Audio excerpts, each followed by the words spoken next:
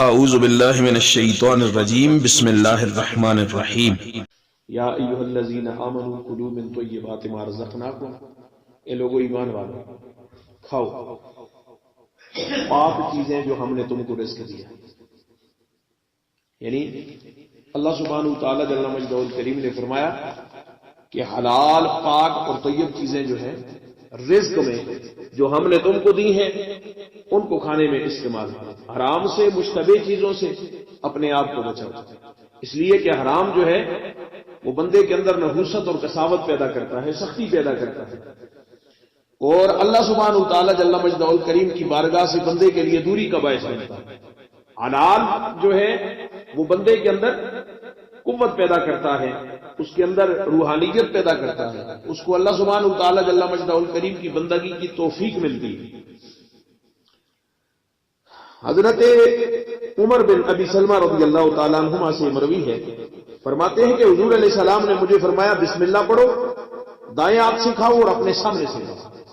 جب کھانے کی بات آئے تو فرمایا بسم اللہ پڑھ کے کھاؤ، سیدھے ہاتھ سے کھاؤ اور ہمیشہ اپنے سامنے سے کھاؤ. یعنی دوسری سائیڈوں سے، دوسری طرف سے نہ کھاؤ، بلکہ جو تمہارا سامنے کا حصہ ہے وہاں سے تم کھانا کھاؤ.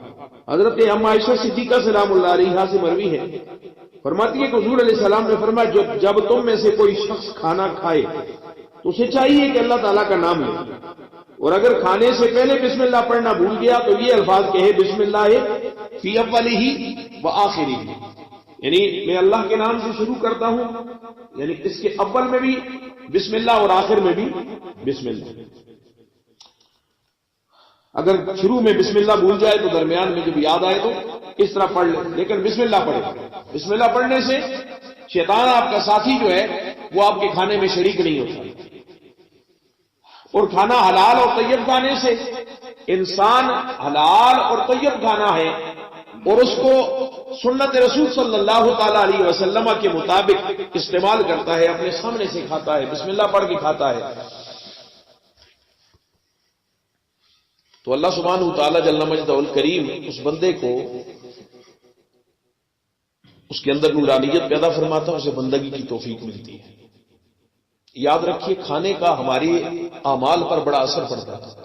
جو ہم کھاتے ہیں نا، ہمارے اعمال روزمرہ کے جو ہے اور بالخصوص عبادات پر بڑا اثر پڑتا ہے. امام فخر الدین رازی علیہ رحمہ کی کسی بزرگ نے دعوت کی، اور امام فخر الدین رازی علیہ رحمہ کا یہ معمول تھا کہ وہ ایک وقت میں صرف ایک روٹی کھایا کرتے تھے، ایک ہی روٹی ان کا یہ معمول تھا، سالوں کا معمول.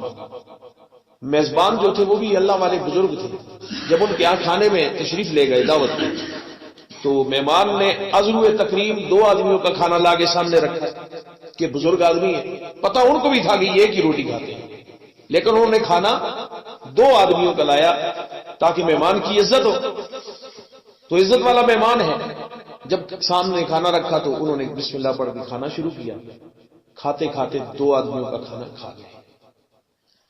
اب میزبان بھی بڑا حیران ہوا کہ سالوں کا ان کا معمول ہے، ایک وقت پہ کی روٹی کھاتے ہیں، آج 2 آدمیوں کا کھانا کھا گئے. بارہ خاموش رہا اور پانی کا ایک آفتابہ بھر کے برتن بھر کے ان کے کمرے میں رکھ دیا رات کو کہ یہ آپ کے وضو کے لیے پانی ہے، صبح جب نماز کا وقت ہو تو آپ اس پانی سے وضو کر لیں. میزبان اپنے گھر میں چلا گیا، مہمان خانے میں ان کو ٹھہرایا، رات گزر گئی، صبح ہوئی تو آیا میزبان تو دیکھا پانی وہی رکھا ہوا. اب امام فخر الدین رازی علیہ رحمہ کو جب بیٹھے دیکھا پانی دیکھا تو وضو نہیں کیا. اس نے دل میں خیال کیا کہ انہوں نے نماز نہیں پڑھی، نماز پڑھتی تو وضو کرتے، پانی تو وہی رکھا ہوا ہے. تو اب وہ صبر نہ ہوا تو سوال کرتا ہے میزبان امام فخر الدین رازی سے کہ آپ جانتے ہیں کہ زیادہ کھانا کھانے کی وجہ سے نیند زیادہ آتی ہے، آپ کا معمول ہے آپ ایک روٹی کھاتے ہیں، آج رات 2 آدمیوں کا کھانا کھا گئے اور پھر اتنا سوئے کہ صبح کی نماز بھی نہیں پڑھی.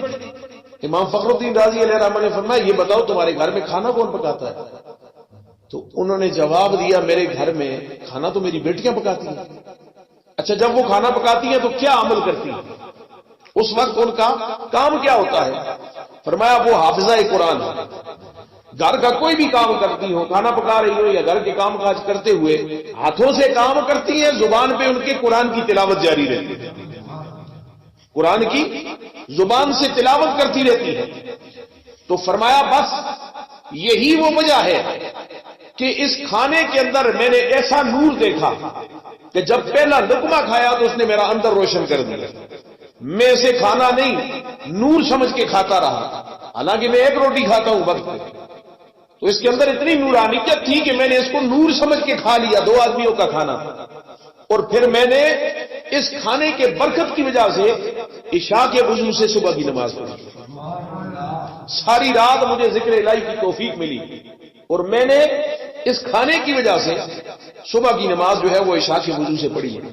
تو کھانا اگر حلال ہو تو یہ وہ طاہر ہو اور حلال طریقے سے اسے کھایا جائے، حلال طریقے سے پکایا جائے تو اللہ سبحانہ وتعالیٰ اس میں نورانیت پیدا فرماتا ہے.